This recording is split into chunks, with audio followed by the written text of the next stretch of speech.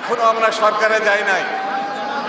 মাথায় রাখতে হবে, সংগঠিত হতে হবে, আগামী দিনের জন্য তৈরি হতে হবে। বদনাম হয় এমন কাজ করা যাবে না।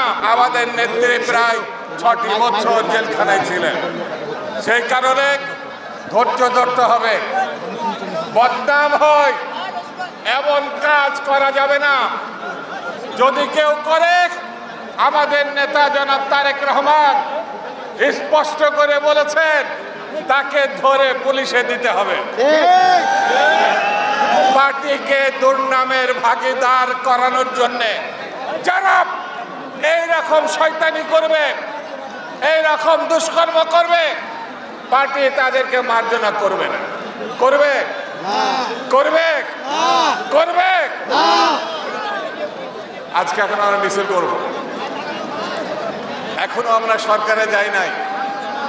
মাথায় রাখতে হবে, সংগঠিত হতে হবে, আগামী দিনের জন্য তৈরি হতে হবে। এনজিওর কিস্তি প্রথমবার বিকাশ পেমেন্ট করলেই 20 টাকা ইনস্ট্যান্ট ক্যাশব্যাক। আমাদের নেতা বলেছে গণতন্ত্রের সংগ্রাম এখনো শেষ হয় নাই।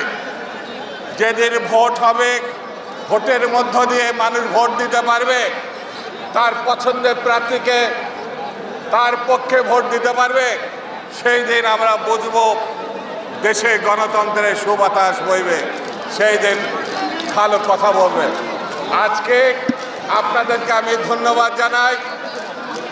রাজশাহী মহানগর, রাজশাহী জেলা এবং সমস্ত জেলা পৌরসভা থেকে আপনার যেভাবে মানুষ ভাই বোনরা এসেছেন, আমি নিশ্চিত আমার শুধু প্রাণ জুড়িয়ে যায় নাই। জনাব তারেক রহমান বেগম জিয়া সংবাদ পেলে তারাও খুশি হবে, তারাও আপনাদেরকে ধন্যবাদ জানাবেন।